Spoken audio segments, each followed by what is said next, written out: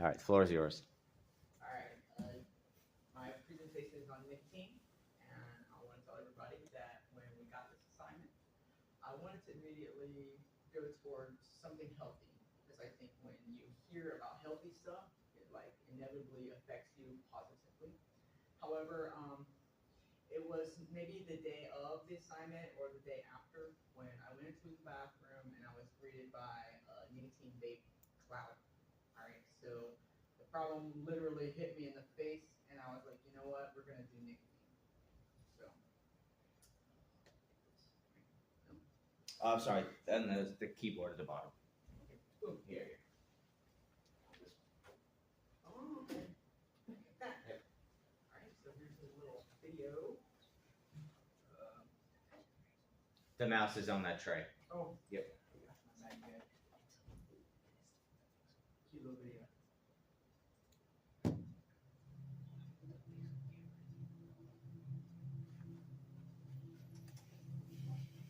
E-cigarettes, or vapes, are battery-operated devices that produce vapor instead of smoke. And instead of being packed with tobacco, they have cartridges filled with a liquid that contains flavorings and nicotine. Vapes haven't gone through a health and safety review yet, but that hasn't stopped big companies from making all sorts of unfounded claims and tempting you to try them. Meanwhile, the science is in. Researchers have found harmful ingredients in vapes, including ultrafine particles that can damage the lungs, oils and flavorings that are linked to serious lung disease, volatile organic compounds like benzene, which is found in car exhaust, and poisonous metals like nickel, tin, and lead. And then there's nicotine, which is extremely addictive and especially bad for young people because of the way the brain works. Our brains grow rapidly until we reach our mid-20s, and using nicotine while it's still developing can disturb this process and increase our risk for addiction and mental health issues later in life. This is because nicotine affects synapse formation in the parts of the brain that control attention and learning, which can lead to memory issues, mood disorders, and lower impulse control permanently. Kids who use nicotine in middle and high school are more likely to use cigarettes and other drugs in the future. Young people who vape are 4 times more likely to go on to smoke cigarettes than those who don't, and juuling delivers way more nicotine than smoking. A single Juul pod is equivalent to 20 cigarettes, which makes all of these risks even more dramatic. It could take years before we fully understand how vaping affects our health. It took 120 years for researchers to show how dangerous cigarettes are. But what experts already know should stop us in our tracks. Get ahead of history. Protect your brain.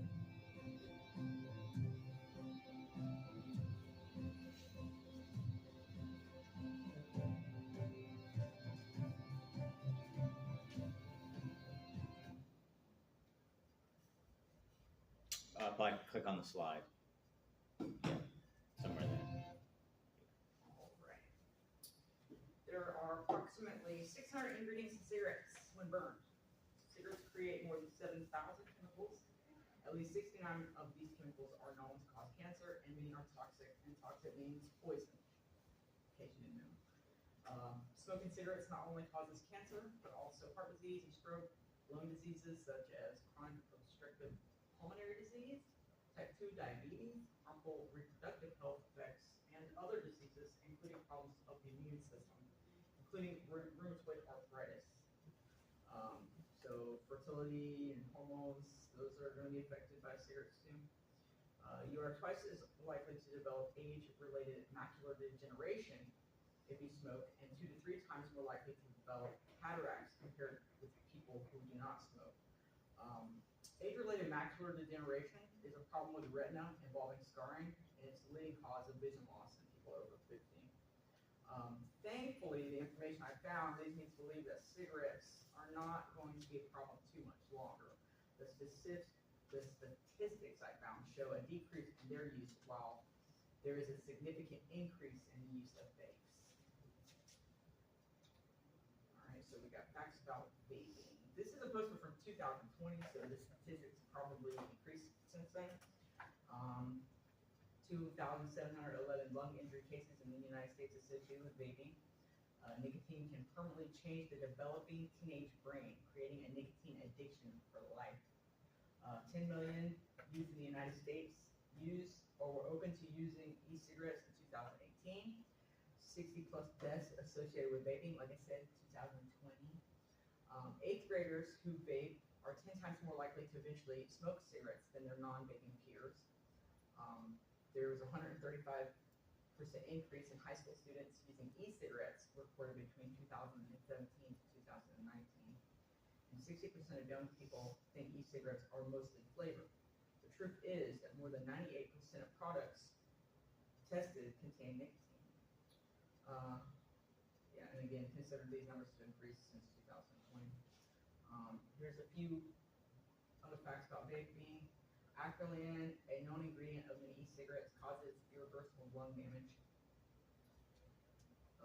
January of this year, I don't know if y'all heard, but there was a 22-year-old that received a double lung transplant because of vaping. And I actually looked up and I found there was a previous boy who was 17 years old in 2020 that received a double lung transplant because of vaping. He was the first person. The aerosols that contain toxic metals such as chromium, copper, and lead cause elevation of reactive oxygen species levels, reduction of glutathione, and affect cell viability, leading to DNA damage or DNA repair in addition. The existence of nicotine flavoring agents and heating devices, all contained in e-vaping fluids, may also cause different unfavorable health effects that can affect the cardiopulmonary system, that's your heart and lungs, increase oxidative stress, which is imbalance of free radicals and antioxidants, and even cause genotoxicity, which is mutations in your genes, which I had no idea. Nicotine addiction. Nicotine is highly addictive. Vaping causes the brain to release dopamine, and if someone wants to repeat the process, it can lead to nicotine dependence and addiction. Mental symptoms. Vaping affects your young brain development, including emotional irregulation, mood swings, and increased anxiety. Physical symptoms, it includes increased heart rate, breathing rate and blood pressure, suppressed appetite, nausea, or vomiting. Time of use. Youth are more sensitive to the symptoms of nicotine for early use because their brains are still developing. The earlier that vaping begins, the higher risk of lifelong use. Withdrawal effects. Nicotine withdrawal increases anxiety and perceived stress, irritability, depressed mood, restlessness, difficulty concentrating, increased hunger and cravings, and insomnia. Long-term effects. Vaping can cause a lower sensation of happiness due to the suppression of dopamine release over time and potentially affect your lungs and heart. Short-term effects. In small doses, vaping can cause nausea, vomiting, and diarrhea. Large dosing, vaping can cause an abnormal lowered heart rate, seizures, possibly pulmonary disease, or fatality. Did you know studies show health benefits if youth postpone the experimentation with vaping for as long as possible? But I say don't do it all. It is not worth it. There is nothing good about it. There is no benefits whatsoever. None. Why I chose this topic? Because of my personal addiction to nicotine. So I've actually had experience with many different, what I would call distractions from what I don't want to think about. And hands down, nicotine was the hardest to get out of my life, for real, the hardest. So personally, just don't do it, and I know it's a real problem that truly exists because, like I said, I went to the bathroom the other day and got hit with that smoke. So I know it exists. I did not know, that's the one thing I did not know. I did not know it changes your DNA. That was a really big surprise. And I was also surprised to find out that there are so many youth that are vaping. Just in my studies, like there's a lot of things that talk about youth vaping. I didn't realize there were so many youth vaping. All right, so when we think about nicotine side effects, we immediately go to lung cancer. But I didn't realize there's also all these other ones: mouth sores, vomiting, heartburn, weakness, stroke, tooth decay, and stomach ulcer. And I found some community resources, not on tobacco. Is American Lung Association's voluntary quit smoking program for teens, 14 to 19. Over the 10-week program, participants learned to identify their reasons for smoking, healthy alternatives to tobacco use, and people who will support them in their life efforts or in their efforts to quit. So there's the number and website intervention for nicotine dependence. This was interesting.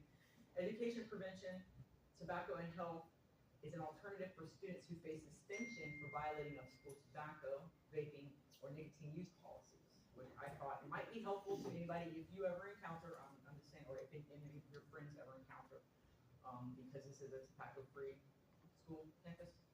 And then also tobaccofreeflorida.com has a variety of self-helps and even a page to advise on helping someone else quit. Lung.org is actually through the American Lung Association also, and has quite a few events that promote the freedom of nicotine.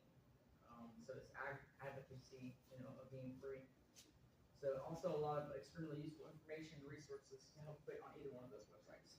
And that is pretty much it. There's hard.